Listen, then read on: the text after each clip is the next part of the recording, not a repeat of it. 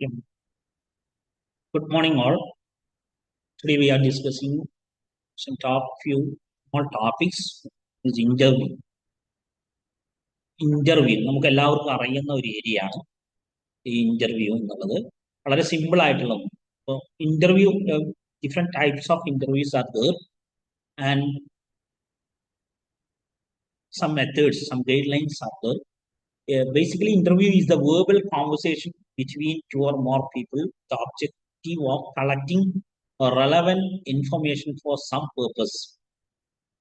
ചില പ്രത്യേക ലക്ഷ്യങ്ങൾക്ക് വേണ്ടി നമ്മൾ ചില ലക്ഷ്യങ്ങൾക്ക് വേണ്ടി റെലവെന്റ് ആയിട്ടുള്ള ഇൻഫർമേഷൻ കളക്ട് ചെയ്യാൻ വേണ്ടിയിട്ടുള്ള ഒരു കോൺവെർസേഷൻ ആണ് ഇന്റർവ്യൂ എന്ന് പറയുന്നത്.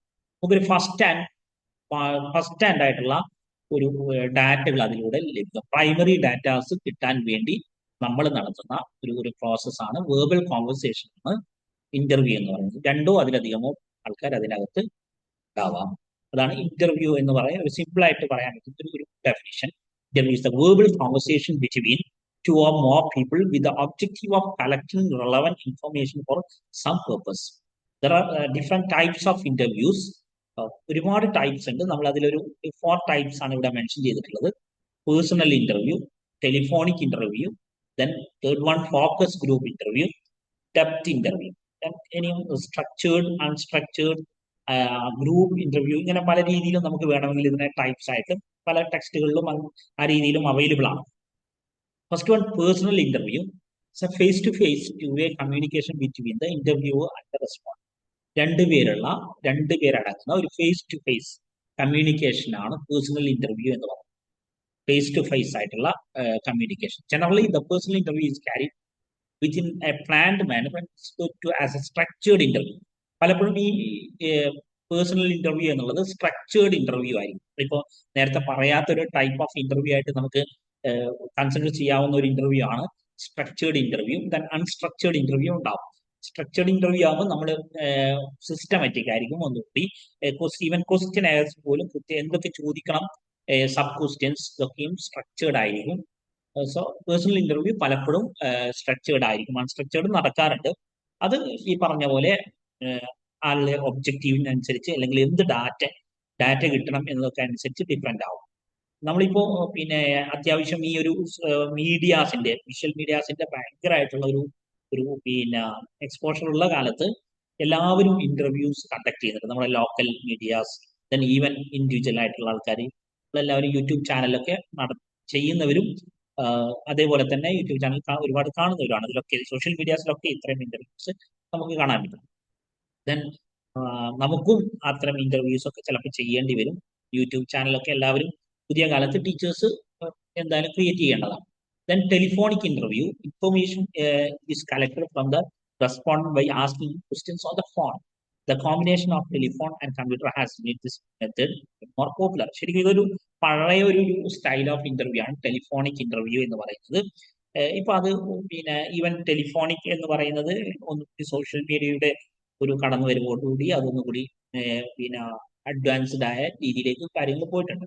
ഇപ്പൊ നമ്മളിപ്പം ഇന്റർവ്യൂസ് ഒക്കെ, ഈവൻ ജോബ് ഇന്റർവ്യൂസ്, അത് നമ്മൾ വേറെ തന്നെ ഒരു ടൈപ്പ് പോലെ പറയാൻ പറ്റുന്ന ഒരു സാധനമാണ്. ഇപ്പൊ മിക്കവാറും ജോബ് ഇന്റർവ്യൂസ് ഒക്കെ നടക്കുക ഇതേപോലെ Zoom or Google Meet or any other ഇതേപോലെയുള്ള സോഷ്യൽ മീഡിയ പ്ലാറ്റ്ഫോമിലൂടെയായിരിക്കും. അപ്പൊ ഈ ടെലിഫോണിക് ഇന്റർവ്യൂ പറയുന്നത് ഒരു റെസ്പോണ്ടന്റ് നമ്മുടെ ഫേസ് ടു ഫേസ് അല്ലാതെ നടത്തുന്ന ഇന്റർവ്യൂസിനെ നമുക്ക് telephone using the media of telephone, അല്ലെങ്കിൽ അങ്ങനെ ഒരു മീഡിയം ഉപയോഗിച്ചിട്ടുള്ള ഇന്റർവ്യൂവിനാണ് ടെലിഫോണിക് ഇന്റർവ്യൂ എന്ന് പറയുന്നത്. ദ നെക്സ്റ്റ് വൺ, ഇതൊക്കെ സിമ്പിൾ ആയിട്ടുള്ള ടോപ്പിക് ആയതുകൊണ്ടാണ് ഞാൻ സ്പീഡിൽ പോകുന്നത്.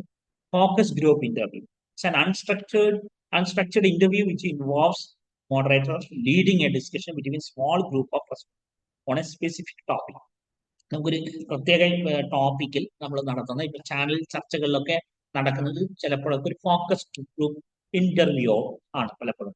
കാരണം അവരൊരു ഒരു ടോപ്പിക്, സ്പെസിഫിക് ടോപ്പിക് ഡിസ്കസ് ചെയ്യുമ്പോൾ അതിലുള്ള എക്സ്പേർട്ടിനെ അവർ ഇൻവൈറ്റ് ചെയ്യും.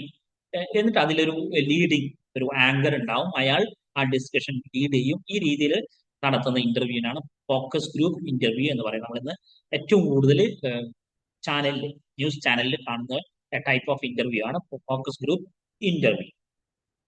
The next one, depth interview ആണ്. It is non-directive in nature, where the respondent is give the freedom to answer within the boundaries of the topic of interest. ഇത് ഒരു റെസ്പോണ്ടന്റിനെ അല്ലെങ്കിൽ ഒരു unstructured മാനറിൽ നമ്മൾ ആരെയാണോ ഇന്റർവ്യൂ നടത്തുന്നത് ആ റെസ്പോണ്ടന്റിന് ഈ ബൗണ്ടറീസിനപ്പുറം ഒരു സ്ട്രക്ചർ ഒരു ഗിവൺ നമ്മൾ പറയുന്ന ഒരു ആൻസർ എന്നുള്ളത് അവരുടെ സ്വാതന്ത്ര്യത്തിനനുസരിച്ച് വളരെ സ്ട്രക്ചർ വളരെ വിശാലമായ രീതിയിൽ പോകുന്ന ഒരു ഇന്റർവ്യൂസ് നമ്മൾ ഇപ്പം ചില ക്രിയേറ്റീവ് ആയിട്ടുള്ള ആൾക്കാരുടെ ഇന്റർവ്യൂസ് കാണുമ്പോൾ നമുക്ക് അങ്ങനെ കാണാൻ പറ്റും. ഒരു ഡെപ്ത് ആയിട്ടാണ് അവർ പോവുക. ഒരുപാട് ഇന്റർവ്യൂസ് നിങ്ങളും അങ്ങനെയുള്ള കണ്ടിട്ടുണ്ടാകും. ഉദാഹരണത്തിന് one of the famous singer, ഒരുപാട് കേരള അവാർഡൊക്കെ കിട്ടിയിട്ടുള്ള ഒരു singer, forget the name of the singer. അദ്ദേഹത്തിന്റെ ഒരു ഇന്റർവ്യൂവിൽ അവർ പറയുന്ന ഇങ്ങനെ പിന്നെ പേര് അത്രത്തോളം എനിക്ക് പരിചിതമായ പേരാണ്, പെട്ടെന്ന് ഓർമ്മ കിട്ടുന്നില്ല. അതിൽ അദ്ദേഹം ആ ഇന്റർവ്യൂ നടത്തുന്ന ആളും ഇങ്ങനെ കേട്ടിരിക്കുകയാണ്. ആളിങ്ങനെ പറഞ്ഞുമാണ് കൂട്ടത്തിൽ അയാൾ പറഞ്ഞ വളരെ ടച്ച് ചെയ്തിട്ടുള്ള ഒരു പോയിന്റ്. ഡെപ്ത് ഇന്റർവ്യൂ പറയുമ്പോൾ എനിക്ക് ഓർമ്മ വന്നതാണ്. അയാള് ഒരു പാട്ട് പാടിക്കഴിഞ്ഞാൽ, ഒരു ഫിലിമിന് വേണ്ടി ഒരു പാട്ട് പാടിക്കഴിഞ്ഞാൽ പിന്നെ കുറേ കാലം അയാൾ ചിലപ്പോൾ പാടില്ല. അപ്പൊ അങ്ങനെ പിന്നെ അങ്ങനെ എല്ലാത്തിലും പോയിട്ട് എല്ലാം ഏറ്റെടുക്കുന്ന രീതിയില്ല. അപ്പോ പിന്നെ എന്തുകൊണ്ടാണ് അങ്ങനെയെന്ന് ചോദിക്കുമ്പോ, അല്ലെങ്കിൽ തിരക്കാണോ എന്ന് ചോദിക്കും, വേറെ എന്തെങ്കിലും തിരക്കാണോ എന്ന് ചോദിക്കും. അപ്പൊ അയാൾ പറയുന്ന ഒരു മറുപടി, ബിസി എന്ന് പറയുന്നത് നമ്മൾ ചൂസ് ചെയ്യുന്നതാണ്. ഈ ഡെപ്ത് ഇന്റർവ്യൂ പറഞ്ഞപ്പോൾ ഞാൻ ഓർത്തുപോയ ഒരു എക്സാമ്പിൾ ആണ്. അപ്പം പിന്നെ നമ്മൾ ചൂസ് ചെയ്യുന്നതാണ് നമ്മുടെ ബിസി. നമുക്ക് വെറുതെ ഇരിക്കുക എന്നുള്ളത്, അയാൾ പറയുന്നത് വെറുതെ ഇരിക്കുക എന്നുള്ളത് എന്റെ ഇൻവെസ്റ്റ് ആണ്. എന്റെ ഒരു ലൈഫിൽ ഞാൻ എനിക്ക് കൊടുക്കുന്ന എന്നിലുള്ള ഇൻവെസ്റ്റ് ആണ്. ഞാൻ പിന്നെ വെറുതെ ഇരിക്കുക എന്ന് പറയുന്നത്. അപ്പൊ എന്റെ ഫ്രീ ടൈം അല്ലെങ്കിൽ ബിസി ഇതൊക്കെ എനിക്ക് ഡിസൈഡ് ചെയ്യാൻ പറ്റുന്നതാണ്. അപ്പൊ അങ്ങനെ അത്തരം അഭിപ്രായങ്ങളൊക്കെ പറയാൻ പറ്റുക എന്നുള്ളത് ഒരു ഡെപ്ത് ഇന്റർവ്യൂ ആയതുകൊണ്ടാണ്. ദെൻ അപ്പൊ ഇതൊക്കെയാണ് പ്രധാനപ്പെട്ട major types of interviews.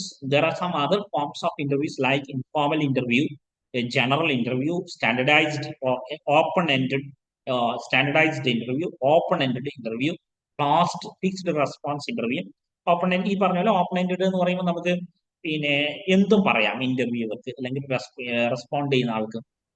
Then closed ആകുമ്പോൾ ഫിക്സ്ഡ് യെസ് ഓർ നോ അത് മാത്രം പറഞ്ഞാൽ മതി, അല്ലെങ്കിൽ ഒന്ന് 4 ഓപ്ഷൻ കൊടുക്കുന്നു, അതിലേതെങ്കിലും ഒന്ന് ആൻസർ ആയിട്ട് പറഞ്ഞാൽ മതി. ഈ രീതിയിൽ ഉള്ള ഇന്റർവ്യൂവിനെ നമ്മൾ closed or fixed response interview എന്ന് പറയും.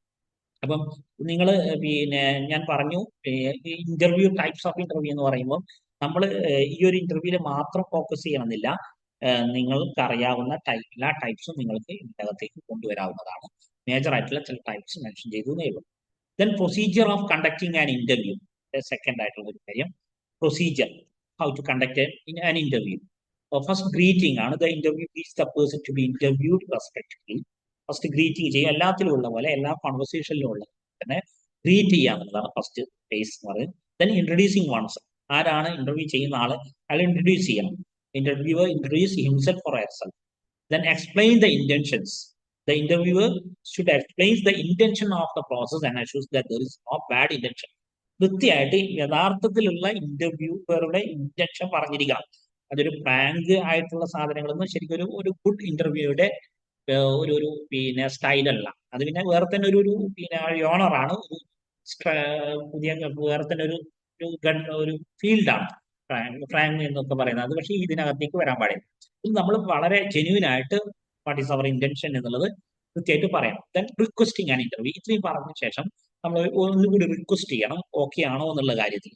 അങ്ങനെ റിക്വസ്റ്റ് ചെയ്തിട്ടാണ് asking the planned questions and recording the response from the respondent. Planned ആയിട്ട് നമ്മൾ കൊണ്ടുവന്ന ക്വസ്റ്റ്യൻസ് അവരോട് ചോദിക്കാം. ഈവൻ ഈ ഒരു പിന്നെ പ്ലാൻഡ് ആയിട്ടുള്ള ക്വസ്റ്റ്യൻസ് തന്നെ നമുക്ക് ഇന്റർവ്യൂവിന്റെ ആ ഒരു ഇതിന്റെ മുമ്പേ തന്നെ വേണമെങ്കിൽ അവർക്ക് അയക്കാവുന്നതാണ്. ഇപ്പൊ നമ്മള് ചാനലിലൊക്കെ കാണുന്ന പല ഇന്റർവ്യൂസിനും ചിലപ്പോൾ മേജർ ക്വസ്റ്റ്യൻസ് ഒക്കെ നേരത്തെ കൊടുത്തിട്ടുണ്ടാവാം. ആ രീതിയിൽ അവർ ഇന്റർവ്യൂ കണ്ടക്ട് ചെയ്യുന്നതാവാം. ദെൻ കാരണം ഒന്നുകൂടി അതിന്റെ പിന്നെ ചിലർ ചോദിക്കും ഏത് ഏരിയാസിലാണ് ക്വസ്റ്റ്യൻ ഉണ്ടാവുക. അപ്പൊ അങ്ങനെ ചോദിച്ച് അങ്ങനെ നടത്തുന്ന പിന്നെ ഇന്റർവ്യൂസ് ഉണ്ടാവാം. ഏതായാലും അത് ചോദിക്കുമ്പോൾ നമ്മൾ ആ റെസ്പോൺസ് റെക്കോർഡ് ചെയ്യണം. റെക്കോർഡ് ചെയ്യാന്നുള്ളത് പിന്നെ വിഷ്വൽ മീഡിയ ഉപയോഗിച്ചാവാം. ഏത് റെക്കോർഡിംഗ് ആണെങ്കിലും വിത്ത് പെർമിഷൻ ഓഫ് ദ റെസ്പോണ്ടന്റ്. അവരുടെ പെർമിഷനോട് കൂടിയാണ് നമ്മൾ റെക്കോർഡ് ചെയ്യുക. അത് വീഡിയോ ചെയ്യുന്നുണ്ടെങ്കിൽ അത് പറയണം, ഓഡിയോ ചെയ്യുന്നുണ്ടെങ്കിൽ അത് പറയണം. ദെൻ നമ്മളതിന് സ്ക്രിപ്റ്റ് ആയിട്ട് ഹാൻഡ് റിട്ടൺ ആയിട്ട് എഴുതിയെടുക്കുകയാണെങ്കിൽ ആ രീതിയിൽ എല്ലാ രീതിയിലും നമുക്കിത് ആ റെക്കോർഡിംഗ് നടത്താവുന്നതാണ്. Thanking the respond for sharing their valuable time. അവസാനത്തെ ഒരു സ്റ്റെപ്പ് എന്ന് പറയുന്നത് അവരോട് താങ്ക്സ് പറയാം. കുറേ അധികം സമയം അല്ലെങ്കിൽ കുറച്ചാണെങ്കിൽ കുറച്ച് സമയം നമുക്ക് വേണ്ടി ചെലവഴിച്ചത്. ഞാൻ നേരത്തെ സ്റ്റാർട്ടിങ്ങിൽ സൂചിപ്പിച്ചതുപോലെ ഏറ്റവും പ്രധാനപ്പെട്ട ഒരു പിന്നെ മെത്തഡ് ഓഫ് റിസർച്ച് മെത്തേഡ് എന്ന് പറയാം ഒരു ഡാറ്റ കളക്ഷന്റെ. അതേപോലെ തന്നെ ഏത് സ്റ്റഡിയിലെയും ഏറ്റവും പ്രധാനപ്പെട്ട ഒരു മെത്തേഡ് തന്നെയാണ് ഇന്റർവ്യൂ എന്ന് പറയുന്നത്. പക്ഷെ writing and language and writing എന്നുള്ള മൊഡ്യൂളിന്റെ അകത്തേക്ക് എങ്ങനെ ഇന്റർവ്യൂ കൊണ്ടുവന്നു എന്നുള്ളത് പിന്നെ അത് വേറൊരു എക്സ്പ്ലോർ ചെയ്യേണ്ട ടോപ്പിക്കാണ്. നമ്മുടെ ഈ യൂണിറ്റിന്റെ പേര് ലാംഗ്വേജ് ആൻഡ് റൈറ്റിംഗ് എന്നുള്ളതാണ്. ഇത് ശരിക്കും ഒരു വോക്കൽ, ഒരു സ്പീക്കിംഗ് റിലേറ്റഡ് ആയിട്ടുള്ള സാധനം തന്നെയാണ് ഇന്റർവ്യൂ എന്ന് പറയുന്നത്. ഇന്റർവ്യൂവിനെ നമ്മളതൊരു റിട്ടേൺ സാധനമാക്കി മാറ്റാറുണ്ട്. അതൊരു മാഗസിനിലേക്കും അല്ലെങ്കിൽ ഇപ്പോൾ കഴിഞ്ഞ വർഷം കുട്ടികൾ ഇവിടെ മാഗസിനിൽ ചെയ്തത് അടുത്തുള്ള ഒരു സ്കൂളിൽ ഒരു മോഡൽ ടീച്ചറെ ഇന്റർവ്യൂ ചെയ്തിട്ട് ഒരു ഗ്രൂപ്പ് ഓഫ് പീപ്പിൾ പോയിട്ട് ആ ഒരാളെ ഇന്റർവ്യൂ ചെയ്തിട്ടുണ്ടായിരുന്നു. ആ രീതിയിൽ അത് പിന്നെ റെക്കോർഡ് ഒരു റിട്ടൺ ആയിട്ട് മാറ്റുക എന്നുള്ള രീതിയിലാണ് അതൊക്കെ കണ്ടക്ട് ചെയ്യുന്നത്. Then guidelines for conducting an interview. ഇന്റർവ്യൂവിന്റെ ഒരു പ്രധാനപ്പെട്ട ഒരു സ്റ്റെപ്സ് അല്ലെങ്കിൽ എന്തൊക്കെയായിരിക്കണം അതിന്റെ ഫോളോ ചെയ്യേണ്ടത് നമ്മൾ പറഞ്ഞു. ഗൈഡ് ലൈൻസ് എന്ന് പറയും be polite to the respondent. നമ്മൾ വളരെ പൊളൈറ്റ് ആയിരിക്കണം ആളോട്. Be familiar. അത് ഇപ്പോ പൊളൈറ്റ് ആവണം എന്നുള്ളത് നമ്മൾ ഇപ്പോൾ ഉദാഹരണത്തിന് കാലത്ത് നടക്കുന്ന ചില ചാനൽ ഇന്റർവ്യൂസ് ഒക്കെ കണ്ടാൽ മനസ്സിലാവും. പലപ്പോഴും ചിലരെങ്കിലും പൊളൈറ്റ് അല്ലാതെ അവരുടേതായ ഒരു പിന്നെ എന്താ പറയാ ഇഷ്യൂസ് ഉണ്ടാക്കാൻ വേണ്ടി അല്ലെങ്കിൽ റീച്ച് കിട്ടാൻ വേണ്ടി ആളെ ഭയങ്കര പ്രകോപിപ്പിക്കുന്ന രീതിയിൽ, ആളെ ഇറിറ്റേറ്റ് ചെയ്യുന്ന രീതിയിലുള്ള ചോദ്യങ്ങൾ ചോദിക്കും. അത് ശരിക്കും ഒരു ഗുഡ് ഫീച്ചർ ഓഫ് അല്ലെങ്കിൽ good nature of the interview അല്ല. Be familiar with the question beforehand to make the interview attractive. അപ്പം ബോത്ത് ഓഫ് ദം അവർ രണ്ടുപേരും ഫെമിലിയർ ആവുന്നത് നല്ലതാണ് ഈ ഒരു ഇന്റർവ്യൂ പ്രോസസ്സിന്റെ മുമ്പ്. പ്രത്യേകിച്ച് വിഷ്വലായിട്ട് നമ്മൾ അത് റെക്കോർഡ് ചെയ്യുന്നുണ്ടെങ്കിൽ ക്വസ്റ്റ്യൻസുമായിട്ട് നേരത്തെ തന്നെ ഫെമിലിയർ ആവുന്നത് വളരെ നല്ലത്. Do not ask too many questions if the respondents feel uneasy. റെസ്പോണ്ടൻസിന്റെ ആൾക്ക് നമ്മൾക്ക് അയാൾക്ക് അൺഈസി ആയിട്ട് ഫീൽ ചെയ്യുന്നുണ്ടെങ്കിൽ ഒരുപാട് ചോദ്യം ചോദിക്കാൻ പാടില്ല. ഒരാൾക്ക് അത് ഏത് ഈവൻ ജോബ് ഇന്റർവ്യൂ ആണെങ്കിലും ഏത് ടൈപ്പ് ഓഫ് ഇന്റർവ്യൂ ആണ് നമുക്ക് ചോദിക്കുന്ന ആൾക്ക് ആ ഏരിയ അറിയില്ല, അയാൾക്ക് ആ ഒരു പ്രത്യേക കാര്യം പറയാൻ ആഗ്രഹമില്ല എന്നുള്ളത് എന്നുണ്ടെങ്കിൽ പിന്നെ അയാളോട് വീണ്ടും വീണ്ടും ചോദിക്കുന്നതിൽ കാര്യമില്ല ആ ക്വസ്റ്റ്യൻ. ഉദാഹരണത്തിന് ഈ അടുത്തൊരു ഇന്റർവ്യൂവിൽ ഒരാളുടെ ബേർത്ത് റിലീജിയൻ, ഏത് മതത്തിലാണ് ജനിച്ചത് എന്ന് കാര്യമായിട്ട് അത് തിരിച്ച് ചോദ്യം ചോദിക്കുന്നുണ്ടായിരുന്നു. പക്ഷെ ഇയാൾക്ക് ഒരു നിലക്കും അത് പറയാൻ താല്പര്യമില്ല. പക്ഷെ അതിങ്ങനെ വിടാതെ രീതിയിൽ അത് രണ്ട് ഭാഗത്തേക്കും അത്തരം ക്വസ്റ്റ്യൻസ് ആളെ ശല്യം ചെയ്യുന്ന ക്വസ്റ്റ്യൻസ് ഉണ്ടാവാൻ പാടില്ല. Try to be careful why noting down the response. Make sure nothing is missed or miss return. ഇത് നമ്മൾ റെസ്പോണ്ടുകൾ എഴുതിയെടുക്കുമ്പോൾ എഴുതിയെടുക്കുമ്പോഴാണ് ഏറ്റവും കൂടുതൽ പ്രശ്നമുള്ളത്. പലപ്പോഴും നമ്മൾ മിസ്ഹെഡ് ആവാം അല്ലെങ്കിൽ മിസ് റിട്ടേൺ ആവാം. അത് എഴുതുന്നത് പലപ്പോഴും തെറ്റാവാം അല്ലെങ്കിൽ കേട്ടതിലുള്ള മാറ്റം ഉണ്ടാവാം. അപ്പൊ അങ്ങനെയൊക്കെ നോക്കുമ്പോൾ വോയിസ് റെക്കോർഡോ വീഡിയോ റെക്കോർഡ് ഇതാണ് പുതിയ കാലത്ത് സേഫ്. പഴയ കാലത്ത് ഈ സൗകര്യം ഇല്ലാത്തുള്ള കാലത്ത് പലപ്പോഴും എഴുതുന്നതിൽ വരുന്ന തെറ്റുകൾ വലിയ ആശയ വ്യത്യാസങ്ങൾ അല്ലെങ്കിൽ പ്രശ്നങ്ങൾ ഉണ്ടാക്കും. അപ്പോൾ ആ കാര്യങ്ങളും ശ്രദ്ധിക്കാം. Record the interview on gadget if necessary. ഗാഡ്ജറ്റിൽ ഏതെങ്കിലും ഒരു ഡിവൈസിൽ റെക്കോർഡ് ചെയ്യുക, അത് വളരെ അത്യാവശ്യമാണ്. Permission with permission. Then be gentle and polite even if the respondent seems to be overacting. Respondent overacting ആണെങ്കിലും ചെയ്യുന്ന ആൾ, ഇന്റർവ്യൂ ചെയ്യുന്ന ആൾക്കാണ് ഇതിൽ ചീഫ് റെസ്പോൺസിബിലിറ്റി ഉള്ളത്. അയാൾ ക്ഷമയോടുകൂടി പൊളൈറ്റോടുകൂടി ജെന്റിലായിട്ട് ഇടപെടാൻ പാടില്ല. Take the control of interview in the hands of the interviewer. ഇന്റർവ്യൂവിന്റെ കൺട്രോൾ ഇന്റർവ്യൂയുടെ കയ്യിലാണ്, അയാളുടെ കയ്യിൽ തന്നെ ആവണം ഈ പ്രോസസ്സിന്റെ ഓൾ കൺട്രോൾ. എത്ര വലിയ ആളാണെങ്കിലും നടത്തുന്ന ആളുടെ കയ്യിൽ തന്നെയായിരിക്കണം ഇതിന്റെ ഒരു കൺട്രോൾ എന്ന് പറയുന്നത്. If he or she is not ready to respond a particular question, don't compel them to reply. Politely ask the next question. ഒരു ക്വസ്റ്റ്യൻ അവർക്ക് താല്പര്യമില്ലെങ്കിൽ അത് വീണ്ടും വീണ്ടും പറഞ്ഞ് അവരെ ആൻസർ പറയാൻ കമ്പൽ ചെയ്യാൻ പാടില്ല. അടുത്ത ക്വസ്റ്റ്യനിലേക്ക് നമ്മൾ മാറണം. ഇതാണ് അതിന്റെ ഒരു good way of interview method. അപ്പൊ ഇത്രയാണ് ഇന്റർവ്യൂ ആയി ബന്ധപ്പെട്ട് നമുക്ക് ഒരു ചെറിയൊരു പിന്നെ ഐഡിയ ഉണ്ടാവുക എന്നുള്ള ഒരു കാര്യമാണ് ഇതിൽ ഉദ്ദേശിക്കുന്നത്. As A as A data collection method എന്നുള്ള നിലക്കും പൊതുവിൽ നമ്മൾക്ക് അറിഞ്ഞിരിക്കേണ്ട ഒരു കാര്യം സമീപിക്കാവുന്നു. ദെൻ അടുത്ത് വരുന്നത് ക്വസ്റ്റ്യനെയർ ആണ്. ക്വസ്റ്റ്യനെയർ എനിക്ക് തോന്നുന്നു ഇന്റർവ്യൂവിനേക്കാൾ കൂടുതൽ ഒരു ടീച്ചർക്ക് ചിലപ്പോൾ ടീച്ചേഴ്സ് എന്ന് പറയുന്നത് കുട്ടികളോട് ഡെയിലി ക്ലാസ്സിൽ ഇന്റർവ്യൂ നടത്തുന്നവരാണ്. അങ്ങനെ വേണമെങ്കിൽ നമുക്ക് പറയാവുന്നതാണ്. കുട്ടികളുടെ ഓരോ സംസാരവും അല്ലെങ്കിൽ പേഴ്സണലി ഇന്റർവ്യൂ കുട്ടികളായിട്ട് നടത്തേണ്ടി വരും. അതിനെ ടൈപ്പ് ഓഫ് കൗൺസിലിംഗ് ഇന്റർവ്യൂ ഉണ്ടാവും, നമ്മൾ നടത്തേണ്ടി വരും. ഗൈഡൻസ് രൂപത്തിലുള്ള ഇന്റർവ്യൂ നടത്തേണ്ടി വരും. ഇതൊക്കെയും കുട്ടികളുമായിട്ടുള്ള കുറെ കമ്മ്യൂണിക്കേഷൻ കോൺവെർസേഷൻ ഒക്കെ നമുക്ക് ഒരു ടൈപ്പ് ഓഫ് ഇന്റർവ്യൂസ് എന്ന് വേണമെങ്കിൽ ഇന്റർപ്രറ്റ് ചെയ്യാവുന്നതാണ്. Then techniques for designing question, രണ്ടാമത്തെ ഒരു ഏരിയയാണ് ഇത്. ഒരു റൈറ്റിംഗുമായിട്ട് ഡയറക്റ്റ് ബന്ധപ്പെടുന്ന ടോപ്പിക് തന്നെയാണ്. How to prepare a good questionnaire. കുറെ ക്വസ്റ്റ്യൻസ് ഉണ്ട്. ഇതും ഒരു റിസർച്ച് ടൂളാണ്, ഒരു ഡാറ്റ കളക്ഷൻ ഒരു ടൂളായിട്ട്, സർവേ ടൂളൊക്കെ ആയിട്ട് നമ്മൾ യൂസ് ചെയ്യുന്ന സാധനമാണ്. A questionnaire is a set of questions designed to gather information from a respondent. Interview വോക്കലാണ്, വേർബലാണ്.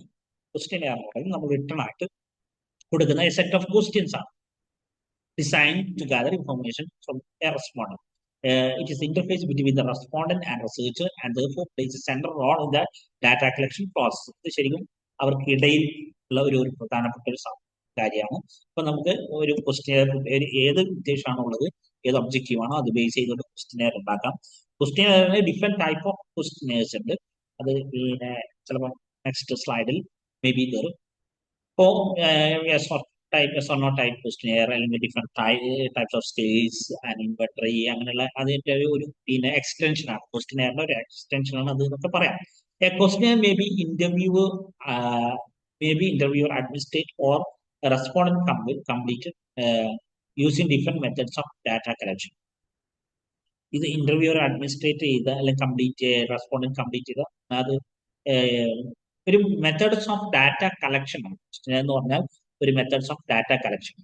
Then steps in development of A questionnaire. ഒരു ക്വസ്റ്റ്യനെയർ ഡെവലപ്പ് ചെയ്യുന്നുള്ള സ്റ്റെപ്സ് എന്തൊക്കെയാണ് എടുത്ത് പറയുന്നത്. There are 9 steps involved in the development of a questionnaire.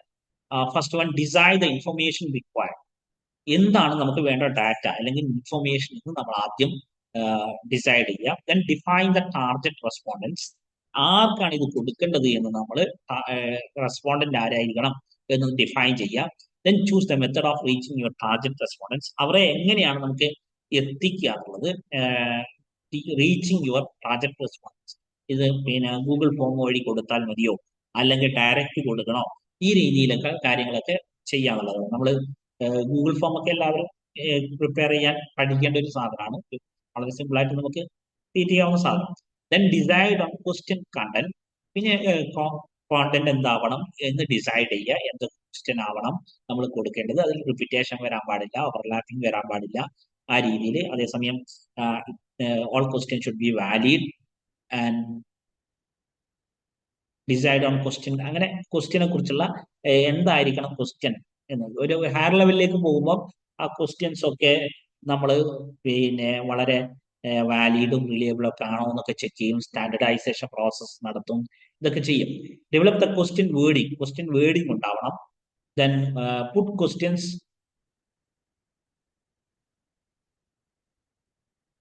Okay.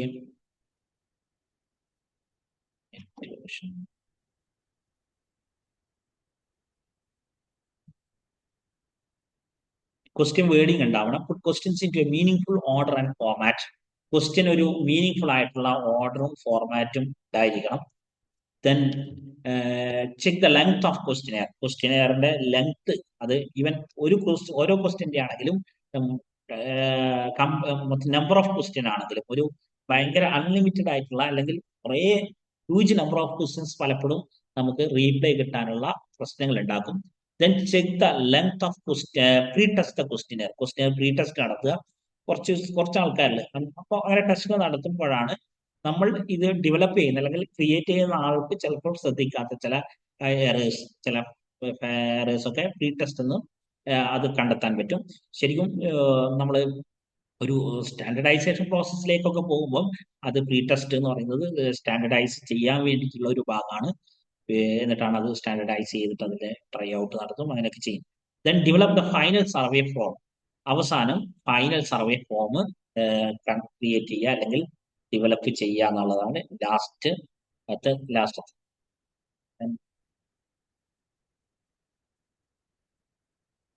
Types of questions അല്ലെങ്കിൽ ക്വസ്റ്റ്യൻസിന്റെ types, അതിൽ ഏതൊക്കെ രീതിയിൽ questions നമുക്ക് ഉൾപ്പെടുത്താം എന്നുള്ളതാണ് അടുത്ത സ്ലൈഡിൽ പറയുന്നത്.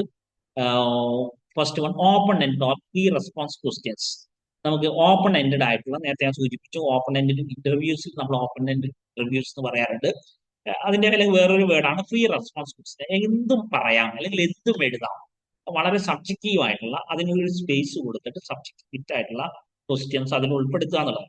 These are not followed by any choice, and the response must answer by supplying a response, usually by entering a number or a word or a short text. Respondent എങ്ങനെയും അവർക്ക് റെസ്പോൺസ് കൊടുക്കാം, number അല്ലെങ്കിൽ short text. അപ്പോൾ എല്ലാ രീതിയിലും അവർക്ക് അതിൽ respond ചെയ്യാൻ പറ്റുന്ന ഒരു ടൈപ്പ് ഓഫ് ക്വസ്റ്റ്യൻസ് ആണ്. Then closed question. This type of questions will have a specific response. നേരത്തെ ക്ലോസ്ഡ് ഇന്റർവ്യൂ എന്ന് പറഞ്ഞ പോലെ തന്നെ it may be sometimes yes or no. Yes or no എന്നുള്ള ഓപ്ഷനേ ഉണ്ടാവും. അത് രണ്ടിലൊന്നും ഓപ്റ്റ് ചെയ്തിരിക്കണം. The name of particular thing, അല്ലെങ്കിൽ നമ്മൾ കുറച്ച് പെർട്ടിക്കുലർ തിങ്ങിന് നെയിംസ് കൊടുത്തിട്ടുണ്ടാവും. Person, place, object. ഇതിൽ ഏതെങ്കിലും ഒന്ന് നമ്മൾ എന്ത് ചെയ്യണം? ഒബ്ജക്റ്റീവ് ആയിട്ടുള്ള ക്ലോസ്ഡ് ക്വസ്റ്റ്യൻസ് പറയുന്നത് ഒബ്ജക്റ്റീവ് ടൈപ്പ് ഓഫ് ക്വസ്റ്റ്യൻസ് ആയിരിക്കും. അപ്പം ആ രീതിയിലുള്ള ക്വസ്റ്റ്യൻസ് ഉണ്ടാവും. അപ്പം പിന്നെ ഇത് രണ്ടും, ഈ ടു ടൈപ്സും നമ്മൾ ഇന്റർവ്യൂവിലും വരും, ക്വസ്റ്റ്യൻ വരും. കാരണം നമുക്ക് രണ്ട് സ്ഥലത്തും ഈ രീതിയിലുള്ള ക്വസ്റ്റ്യൻസ് ചോദിക്കേണ്ട വരും. Then contingency questions. Contingency question is a special case of closed-ended question because it applies only to a subgroup of respondents. ഒരു subgroup of respondents നെ അപ്ലൈ ചെയ്യുന്ന special case of closed-ended questions ആണ് contingency questions എന്ന് പറയുന്നത്. These are questions that are only asked to respond who meet certain criteria based on their previous answer. നമ്മൾ ഒരു ക്വസ്റ്റ്യനറോ നടത്തി answer നടത്തി അതിൽ നിന്നും ഒരു പിന്നെ അല്ലെങ്കിൽ തൊട്ട് മുമ്പത്തെ ക്വസ്റ്റ്യൻസിന് IS പറഞ്ഞവർക്കുള്ള ക്വസ്റ്റ്യൻസ്. ഇപ്പോൾ നമ്മളിപ്പോൾ ചില ആപ്ലിക്കേഷൻ ഫോമിലൊക്കെ കാണാം, നിങ്ങൾ ഇന്ന കാറ്റഗറി ആണെങ്കിൽ then please list out this, അല്ലെങ്കിൽ നിങ്ങൾക്ക് ഇന്ന ഒരു ഇഷ്യൂസ് ഉണ്ടെങ്കിൽ ദെൻ പ്ലീസ്. അപ്പോൾ ആ സെക്കൻഡ് ക്വസ്റ്റ്യൻ എന്ന് പറയുന്നത് ആ സബ് ഗ്രൂപ്പ് ഓഫ് റെസ്പോൺസ് എന്നുള്ളത് മുകളിലെ സെർട്ടൻ ക്രൈറ്റീരിയ ഉള്ള റെസ്പോണ്ടൻസിന് മാത്രമാണ്. ആ ടൈപ്പ് ഓഫ് ക്വസ്റ്റ്യൻസിലാണ് കണ്ടിജൻസി ക്വസ്റ്റ്യൻസ്. ഇനിയിപ്പോൾ നമ്മളൊരു ജനറൽ ആയിട്ട് സ്റ്റുഡൻസ് ടീച്ചേഴ്സിന്റെ ഇടയിൽ നമ്മളൊരു സർവേ നടത്തി. അങ്ങനെ സർവേ നടത്തിയ ശേഷം നമുക്കൊരു ഫ്യൂ ടൈപ്പ് ഓഫ് സ്റ്റുഡൻസിനെ നമുക്ക് സെലക്ട് ചെയ്തു. അങ്ങനെ സെലക്ട് ചെയ്ത് കഴിഞ്ഞാൽ, അങ്ങനെ ഒരു പ്രത്യേക റെസ്പോണ്ടന്റ് നമ്മൾ സെലക്ട് ചെയ്ത് കഴിഞ്ഞാൽ അവർക്ക് വേണ്ടി നടത്തുന്ന ക്വസ്റ്റ്യൻസ് നമുക്ക് എന്ത് പറയാം? കണ്ടിജൻസി ക്വസ്റ്റ്യൻസ് എന്ന് പറയാം. Then report writing techniques. അപ്പോൾ ക്വസ്റ്റ്യനർ ഏരിയാസ് അവിടെ കംപ്ലീറ്റ് ആയി. ക്വസ്റ്റ്യനേഴ്സ്, ഇന്റർവ്യൂ, ഈ രണ്ട് കാര്യങ്ങളാണ് ഇപ്പോൾ സൂചിപ്പിച്ചത്. ഇത് ശരിക്കും പറഞ്ഞാൽ ഈ രണ്ട് ഏരിയാസും ഇതൊക്കെ ഈ ഒരു നമ്മൾ ഈ പറയുന്ന ടോപ്പിക്സ് ഒക്കെ ഓരോ റിസർച്ച് നിങ്ങളെ റിസർച്ച് മെത്തഡോളജി ഒക്കെ പഠിച്ചിട്ടുണ്ടെങ്കിൽ നിങ്ങൾക്കറിയാം അത് അവിടെ വലിയ രീതിയിൽ അതിന് ക്വസ്റ്റ്യനെയർ ആണെങ്കിലും ഇന്റർവ്യൂ ആണെങ്കിലും ഇതൊക്കെ ഒന്നുകൂടി ഡെപ്ത് ആയിട്ട് അവിടെ ചർച്ച ചെയ്യും. ഇവിടെ നമ്മളൊരു റൈറ്റിംഗ് സ്കില്ലിനുള്ള ഒരു എന്നുള്ള രീതിയിലും പിന്നെ ഒരു വേർബൽ കമ്മ്യൂണിക്കേഷൻ ലാംഗ്വേജുമായി റിലേറ്റഡ് ആയിട്ടുള്ള കുറെ ആക്ടിവിറ്റീസ് എന്ന നിലയിലുമാണ് ഇവിടെ നമ്മൾ ചർച്ച ചെയ്യുന്നത്. അതുകൊണ്ടാണ് നമ്മൾ അത്രയും ഡെപ്തിലേക്ക് പോകാതെ ഒരു പെരിഫറൽ ആയിട്ട് ഈ കാര്യങ്ങൾ ഡിസ്കസ് ചെയ്യും. റിപ്പോർട്ട് റൈറ്റിംഗ് ടെക്നിക്സ്, നമുക്ക് ഒരു പ്രൊജക്ട് തയ്യാറാക്കുകയാണെങ്കിൽ, ഒരു റിസർച്ച് നടത്തുകയാണെങ്കിൽ അവിടെയൊക്കെ റിപ്പോർട്ട് റൈറ്റിംഗ് എന്ന് പറയുന്ന വളരെ പ്രധാനപ്പെട്ട ഒരു സെക്ഷൻ ഉണ്ട്. നമ്മൾ എന്ത് വർക്ക് ചെയ്തു എന്നുള്ളതും നമ്മളെ എത്ര അധ്വാനിച്ചു എന്നുള്ളതും നമ്മുടെ റിപ്പോർട്ടായിട്ട് ലാസ്റ്റ് അതിന്റെ ഒരു പിന്നെ എൻഡ് റിസൾട്ട് അത് നോക്കിയിട്ടായിരിക്കും നമ്മളെ വിലയിരുത്തുക. ചിലപ്പോൾ നമ്മളെ ആ റിപ്പോർട്ട് വളരെ സിസ്റ്റമാറ്റിക് ആൻഡ് വെൽ സ്ട്രക്ചേർഡ് അല്ലെങ്കിൽ വെൽ ഓർഗനൈസ്ഡ് അല്ലെങ്കിൽ നമ്മുടെ ഹാർഡ് വർക്ക് ഒന്നും ആൾക്കാർ തിരിച്ചറിയില്ല. So a report is a systematic, well-organized document which defines and analyzes a subject or a problem. Report എന്ന് പറയുന്നത് സിസ്റ്റമാറ്റിക് ആയിട്ടുള്ള വെൽ ഓർഗനൈസ് ആയിട്ടുള്ള ഡോക്യുമെന്റ് ആണ് which defines and analyse A subject or A problem. ഒരു പ്രോബ്ലത്തെ ഒരു സബ്ജക്റ്റിനെ വളരെ systematic ആയിട്ട് രേഖപ്പെടുത്തുന്നതിനെയാണ് നമ്മൾ അങ്ങനെയുള്ള ഒരു ഡോക്യുമെന്റിനാണ് റിപ്പോർട്ട് എന്ന് പറയാം. Report is the record of sequence of ഇവന്റ്സിന്റെ റെക്കോർഡ് ആവാം, interpretation of the significance of these events of facts.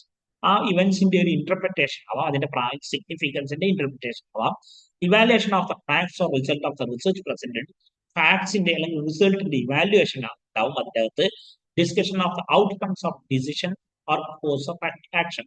എന്തൊക്കെ ഔട്ട്കംസ് ആണ് എന്നുള്ള ഡിസ്കഷൻ ഉണ്ടാവാം. നമ്മൾ ഈ ഒരു സ്റ്റഡി നടത്തിയതിന്റെ ഔട്ട്കംസിനെ കുറിച്ചുള്ള ഡിസ്കഷൻ ഉണ്ടാവും. ഇതൊക്കെ അതിനകത്ത് ഉണ്ടാവും.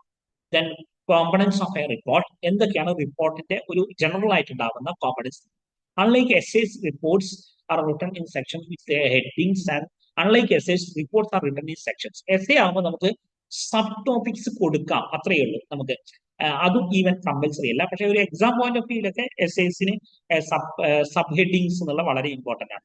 അതേസമയം റിപ്പോർട്ടിൽ there should be structured sub sections, കൃത്യമായിട്ടുള്ള നിർബന്ധമായിട്ട് ഉണ്ടാവേണ്ട കുറെ സബ് സെക്ഷൻസ് ഉണ്ടാവും with headings and sub headings which are usually numbered. The possible components of a report. ഈ റിപ്പോർട്ട് റൈറ്റിംഗ് എന്ന് പറയുന്നത് ഓരോരുത്തർക്ക് അനുസരിച്ച്, ഓരോ ഈവൻ കോളേജിനനുസരിച്ച്, സ്കോളറിനനുസരിച്ച്, യൂണിവേഴ്സിറ്റിക്ക് അനുസരിച്ച്, സബ്ജക്റ്റിനനുസരിച്ച് ഒക്കെ വേരി ഉണ്ടാവും, വ്യത്യാസങ്ങൾ ഉണ്ടാവും റിപ്പോർട്ടിൽ. ഇപ്പൊ എല്ലാത്തിലും ഉണ്ടാവുന്ന ചില ഏരിയാസ് ആണ്. ടൈറ്റിൽ ഓഫ് ദ പേജ് എന്തായാലും നിർബന്ധമാണ്. കണ്ടന്റ് പേജ് വളരെ അത്യാവശ്യമായിട്ടുള്ള ഒരു കാര്യമാണ്. ദെൻ സമ്മറി എന്നുള്ളത് ആബ്സ്ട്രാക്ട് എന്നുള്ള നിലക്ക് സ്റ്റാർട്ടിങ്ങിൽ കൊടുക്കും. ദെൻ സമ്മറി എന്നുള്ള രീതിയിൽ എൻഡ് ഓഫ് ദി റിപ്പോർട്ട് കൊടുക്കും. അപ്പം തുടക്കത്തിൽ കൊടുക്കും പലപ്പോഴും ആബ്സ്ട്രാക്ട് എന്നുള്ള രീതിയിലാണ് കൊടുക്കുക. അത് പിന്നെ സമ്മറി എന്നതിനേക്കാൾ അവിടെ യൂസ് ചെയ്യാൻ പറ്റുന്ന ടേം അബ്സ്ട്രാക്ട് എന്നുള്ളത്. അതും summary of the whole report തന്നെയാണ്. അതിനെ നമ്മൾ ഒരു പേജിലേക്ക് ചുരുക്കുന്നതല്ല. ദെൻ ഇൻട്രൊഡക്ഷൻ ഉണ്ടാവും. അതിന്റെ ശേഷം ഒരു ഇൻട്രൊഡക്ഷൻ കൊടുക്കും. ദെൻ അവിടെ പിന്നെ മെയിൻ ബോഡി വരും. ഈ മെയിൻ ബോഡിയിൽ തന്നെ ഇൻട്രൊഡക്ഷൻ കഴിഞ്ഞിട്ട് ഈ മെയിൻ ബോഡി വരുന്നിടത്ത് നീഡ് ആൻഡ് സിഗ്നിഫിക്കൻസ് വരും. നമ്മളൊരു റിസർച്ച് ഒക്കെ പറയുകയാണെങ്കിൽ, ഒരു തിസീസ് ഒക്കെ പറയുകയാണെങ്കിൽ സാധാരണ 5 or 6 ചാപ്റ്റേഴ്സ് ഒക്കെയാണ് റിപ്പോർട്ട് ഉണ്ടാവുക. ഫസ്റ്റ് ഒരു ഇൻട്രൊഡക്ഷൻ ചാപ്റ്റർ ഉണ്ടാവും, നീഡ് ആൻഡ് സിഗ്നിഫിക്കൻസ് ഒക്കെ ഉള്ള. Second review of related literature and theoretical overview chapter ഉണ്ടാവും. തേർഡ് മെത്തഡോളജി ചാപ്റ്റർ ഉണ്ടാവും. Fourth data analysis, interpretation analysis ഉണ്ടാവും. ദെൻ ഫിഫ്തില് സമ്മറി ആൻഡ് കൺക്ലൂഷൻസ് ഉണ്ടാവും. ദെൻ സിക്സ്ത് ആയിട്ട് സജഷൻസ് ആൻഡ് റെക്കമെൻഡേഷൻസ് അങ്ങനെ കൊടുക്കും. കാലിക്കറ്റ് യൂണിവേഴ്സിറ്റിയിലൊക്കെ പിന്നെ ഒരു എൻഡ് ഓഫ് ദി 2023 അപ്പോഴാണ് സിക്സ്ത് ചാപ്റ്റർ ആക്കിയിട്ട് സിക്സിനൊക്കെ മാറ്റിയത്. അതുവരെയും 5 ചാപ്റ്റേഴ്സ് ആയിരുന്നു. അപ്പം ഈ മെയിൻ ബോഡി ഇൻട്രൊഡക്ഷനിൽ തന്നെ നീഡ് ആൻഡ് സിഗ്നിഫിക്കൻസ് ഉണ്ടാവാം. മെയിൻ ബോഡിന്റെ അകത്ത് മെത്തഡോളജി വരും. പിന്നെ അതിന്റെ റിസൾട്ട് എന്തായാലും ഉണ്ടാവും. ദെൻ കൺക്ലൂഷൻ, റെക്കമെൻഡേഷൻസ്, അവസാനം റെഫറൻസ് ഏറ്റവും പ്രധാനമാണ്. Then appendix. ഇതാണ് ഒരു റിപ്പോർട്ടിന്റെ ഒരു പ്രധാനപ്പെട്ട കമ്പോണൻസ് എന്ന് പറയുന്നത്. അപ്പോൾ പിന്നെ ഇത് ഓരോന്നും എന്താണെന്നുള്ളതും നമുക്ക് പിന്നെ ചെറിയ രീതിയിൽ എല്ലാവർക്കും അറിയുന്ന കാര്യങ്ങൾ തന്നെയാണ്, അല്ലെങ്കിൽ ഒറ്റയടിക്ക് വായിച്ചാൽ മനസ്സിലാവുന്ന കാര്യമാണ്. അപ്പോൾ പൊതുവെ ഒരു റിപ്പോർട്ടിൽ നിർബന്ധമായിട്ട് ഉണ്ടാവേണ്ട കാര്യങ്ങളാണ് ഈ ഒരു ടൈറ്റിൽസ് എന്ന് പറയുന്നത്. അപ്പോൾ ഈ ടൈറ്റിൽസ് ഓരോന്നും ഞാൻ നേരത്തെ പറഞ്ഞ പോലെ ടൈറ്റിൽ പേജ്, കണ്ടന്റ് പേജ് തന്നെ കൃത്യമായിട്ട് ടാബിൽ അടക്കം നമ്മൾ മെൻഷൻ ചെയ്യും. അതേപോലെ പിന്നെ ആബ്സ്ട്രാക്ട് ഇൻട്രൊഡക്ഷനിൽ നീഡ് ആൻഡ് സിഗ്നിഫിക്കൻസ് ഉണ്ടാവും. ഒബ്ജക്റ്റീവ്സ് ഓഫ് ദ സ്റ്റഡി ഇൻട്രൊഡക്ഷനിലും ചിലപ്പോൾ കൊടുക്കും, മെത്തഡോളജിയിലും കൊടുക്കും. ദെൻ ഡെഫിനിഷൻ ഓഫ് കീവേഡ്സ് ഒക്കെ പറഞ്ഞിട്ട് അതിന്റെ പ്രധാനപ്പെട്ട ടേംസ് എന്തൊക്കെ യൂസ് ചെയ്തതൊക്കെ ഉൾപ്പെടുത്തും.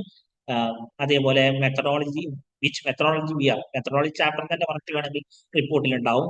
അതിൽ പിന്നെ അതൊരു റിസർച്ച് ലെവലിൽ വരുമ്പോഴാണ് അതൊക്കെ കൂടുതലായിട്ട് വരിക. അവിടെ നമ്മൾ പിന്നെ എന്താണ് യൂസ്